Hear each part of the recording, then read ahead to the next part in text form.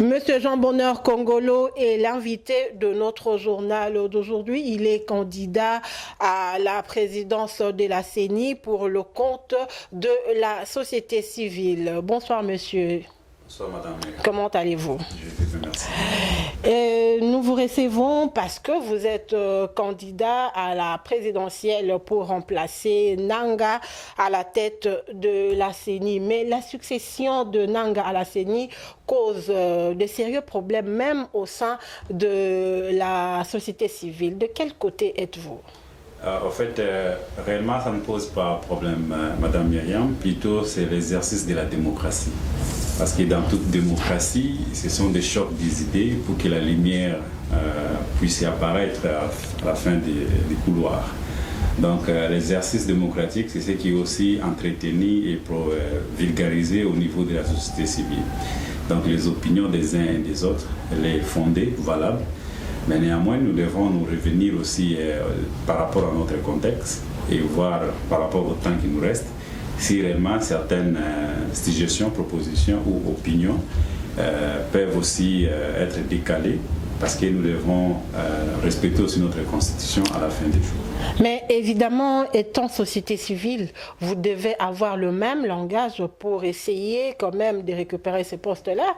Bon, il y aura, à la fin de la journée, nous allons chuter pour avoir une seule langage, mais pour le moment, c'est tout à fait normal qu'il y ait des divergences. La divergence est la suivante. Il y a une catégorie qui préfère qu'il y ait des réformes des lois électorales ainsi que la loi organique de la CENI pour assainir ou dépolitiser la CENI.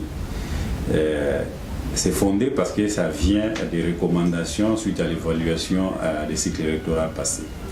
Et aussi, il y a aussi l'autre catégorie où moi je me retrouve et qui est des réformes demandent beaucoup de moyens. La CENI actuelle, elle a un problème de légitimité dans l'équipe sortante. Plutôt par la CENI, elle a un problème de légitimité et aussi également un problème de méfiance. Donc si ce sont des mêmes personnes qui doivent accompagner l'État, le gouvernement, parce que la CENI, c'est l'organe technique du gouvernement, oui. Comme dit la Constitution, pour la démocratisation du pays. Donc, ce sont les mêmes acteurs qui doivent encore accompagner le gouvernement. Or, vous vous rappelez, pendant les élections de 2018, même jusqu'après, nous continuons toujours à équiper l'équipe sortante en disant qu'ils ont mal géré notre démocratie. Oui. Bon, moi et les autres, nous trouvons que c'est logique que cette équipe aille en retraite et la nouvelle équipe entre pour que nous puissions maintenant réduire la méfiance et aussi construire des débats vraiment constructifs sans pour autant qu'il y ait beaucoup de problèmes. Que la nouvelle équipe s'en aille et que l'ancienne équipe s'en aille et que la nouvelle vienne. Alors, croyez-vous être à la hauteur de ce poste-là? Ce n'est pas question de croyance, c'est question de l'expérience. J'ai 14 ans d'expérience dans cette matière. Donc toute ma vie professionnelle, je l'ai dédiée dans la bonne gouvernance, les critères de la démocratie, le respect des droits de l'homme, le renforcement des capacités de la société civile. Et partant de cette réalité, durant ma profession, j'ai toujours travaillé avec CENI comme technicien et aussi expert électoral. C'est bien de le dire, mais à l'exercice, quand c'est sûr, vous devez coucher, c'est un autre problème aussi. Parce que je crois que ceux qui étaient là avant vous, ou bien cette équipe qui doit partir, il y a des gens aussi qui pouvaient dire comme vous, c'est question d'expérience, mais on a vu comment la gestion de la chose s'est passée. Si la vie ne fait pas la moine, mais au moins c'est à travers les habits qu'on peut savoir que c'est la moine qui est là-dessus. C'est pour cela que j'ai dit la compétence, elle fait partie des carrières que chaque candidat a conçues vis-à-vis de cette thématique. Au-delà de l'expertise professionnelle, nous exigeons aussi, pour toute la société civile, là au moins nous sommes d'accord, qu'il y ait des personnes qui ont des moralités, des personnes qui ont de bonnes éthiques, des personnes qui ont des personnalités. Et pour en avoir, il faut aussi bien maintenant tamiser toutes les CV des personnes. Et la personne que je suis, les gens qui me connaissent savent. Moi, j'ai passé toute ma vie professionnelle dans les institutions internationales. Et ce ne sont pas aussi des petites institutions. Ce sont des institutions des pays où la démocratie a vraiment des racines. La démocratie, ce sont des valeurs et de cultures qui fonctionnent dans ces sociétés. Donc, c'est quelque chose de plus que moi, j'apporte au niveau de la nouvelle équipe que nous comptons diriger après l'équipe sortante. Vous aviez eu à travailler sous d'autres cieux dans ce même domaine. Aujourd'hui, s'il faut faire rapidement une lecture par rapport à ce qu'a été la gestion de la gestion précédente de la CENI, que direz-vous? En fait, il y a des acquis que nous devons préserver. Parce que la RDC a organisé 3 fois les élections présidentielles et puis législatives nationales et provinciales. Avec des bureaux différents, évidemment. Exactement. Ce qui veut dire, au niveau de la CENI, niveau technique, nous avons déjà des techniciens à chaque bureau provincial et aussi national qui peuvent continuer à exercer leur travail et aussi apporter des pistes. Deuxièmement, la CENI en soi a bien géré par rapport à d'autres pays africains que nous avons. Ah bon? Et oui, je vous dis, nous avons une CENI qui est performante, qui sert les institutions. Maintenant, les problèmes que nous avons, ce sont les enjeux. C'est pour cela que j'ai parlé des problèmes d'éthique et de moralité.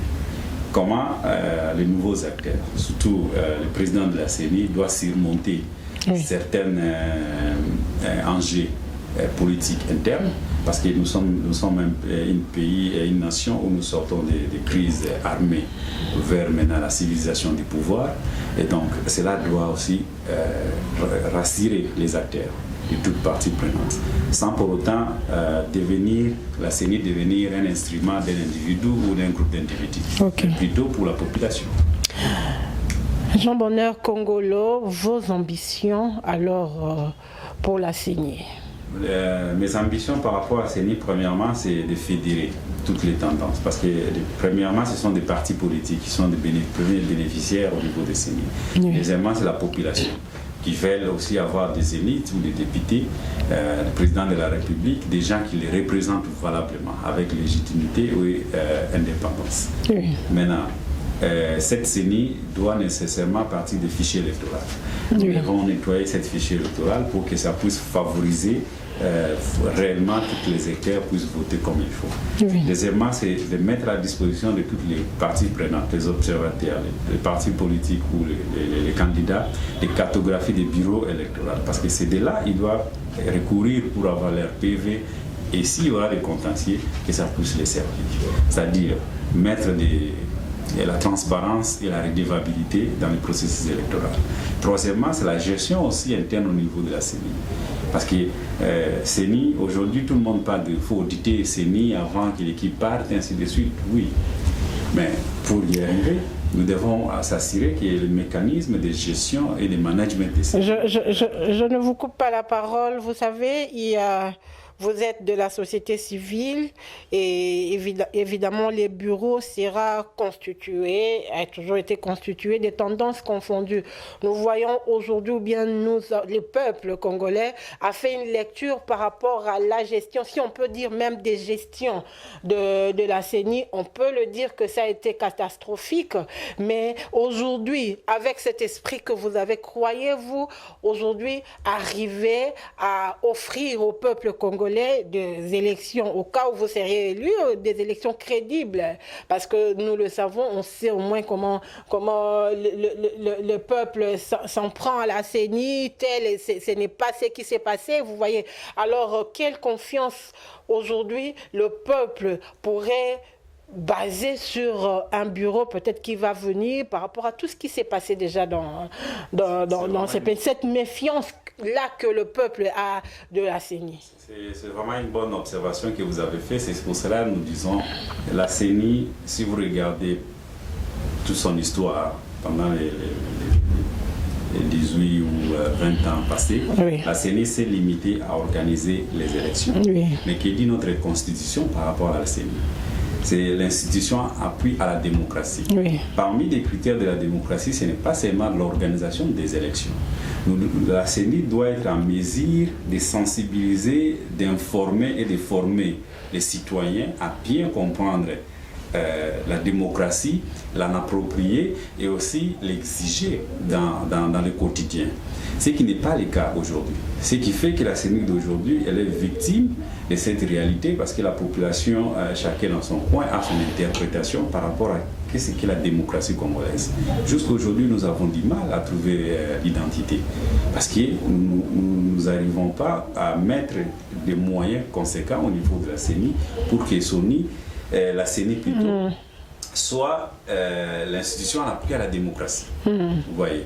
Maintenant, une institution démocratique aussi, donc autonome, c'est ça le grand problème. Autonome, mais vis-à-vis de sa population, oui. De ses citoyens. Oui. Ce qui veut dire que ces citoyens ne doivent pas continuer à être ignorants du processus démocratique de leur pays, du processus électoral. Pourquoi j'ai dit ça? Parce qu'il faut éviter des manipulations politiciennes après les élections. Parce que la mission des partis politiques, c'est de conquérir, d'exercer et de préserver. Oui. C'est ça la dynamique. Que n'importe quel président va gérer cette institution aura toujours ce problème. Maintenant, la méfiance c'est fait beaucoup parce que les partis politiques ou les acteurs politiques communiquent plus que la CENI. Vous comprenez? Maintenant, la population l'absorbe sans pour autant avoir aussi d'esprit critique parce qu'au départ, il n'y a pas eu de soubassement d'informations que la population pouvait juger. C'est pour cela, moi, je milite pendant ces nouvelles équipes que nous puissions avoir vraiment la CENI qui est en mesure de domestiquer des valeurs démocratiques au sein de notre population pour que cette population puisse décider l'avenir de ce pays. Et croyez-vous, au cas où vous seriez élu, rendre à la CENI son indépendance et organiser des élections crédibles? Premièrement, l'indépendance, c'est l'état d'esprit. C'est pour cela que j'ai dit, tout au long de mon parcours, il y a des témoignages, les gens qui me connaissent, les gens qui ont l'État me côtoyer, ils les savent. Que ce soit ceux des partis politiques ou de la société civile. Nous avons ces capacités, nous avons ces moralités et nous avons cette expertise. C'est question de nous donner la confiance, c'est question de comprendre que nous devons donner chance à notre République afin de construire notre propre démocratie où la souveraineté, elle est vraiment primaire. Et nous sommes déjà 2020 tend à sa fin, donc les élections c'est dans quelques années, dans quelques semaines, donc dans quelques mois. Aujourd'hui, le nouveau bureau n'est pas encore installé. Est-ce que on ne va pas tomber dans ces problèmes de va-vite, de faire des élections comme nous l'avons vu aux élections passées? Il y a eu quand même beaucoup d'ambiguïté, beaucoup de problèmes pour quand même offrir aux Congolais les élections crédibles. Est-ce que le temps ne fera pas défaut par rapport à tout ce que vous avez comme... Au niveau, parce qu'au niveau du Parlement actuel, et que pendant la session du mois de mars, la question des successions des bureaux sortants n'est pas résolue, c'est-à-dire qu'il faut reporter tout soit au mois de septembre ou carrément l'année prochaine. Effectivement, là nous tombons directement dans une irrégularité électorale. Et cette irrégularité va aussi influencer le calendrier électoral qui doit nécessairement aussi être révisé parce que les élections locales, elle est capitale parce que nous devons rendre la démocratie au niveau des bases. Et au niveau des bases, ce sont les élections locales et municipales qui doivent être organisées. Et raison pour laquelle nous attirons, ou moi j'attire l'alerte de l'âme en disant à toute l'opinion qui me suit à travers votre micro, de comprendre que la démocratie ou le processus démocratique dans notre pays, elle est en danger parce qu'il n'y a pas de succession des animateurs pour commencer déjà à réfléchir les enjeux de 2023-2024. Ok. Et un message à la nation congolaise? L'unique message elle est que le processus des animateurs a choqué un peu beaucoup de groupes d'opinion. Mais néanmoins, moi je vois que c'est un exercice démocratique et c'est normal qu'il y ait des divergences. Mais nous interpellons aussi des différents composants à revenir à raison, de ne pas mettre des sentiments au-dessus, et plutôt regarder, être regardant et puis choisir des candidats qui mérite à la place qu'il faut. Parce que des différentes composantes font partie du processus et c'est mieux que la cohésion ou la confiance soit entre nous. Ok, merci beaucoup. Je rappelle que vous êtes Jean Bonheur Kongolo, candidat à la présidentielle à la CENI et vous êtes bien de la société civile. Merci d'avoir été notre invité. C'est à moi de vous remercier, Madame Myriam, et toute l'équipe de votre chaîne. Merci.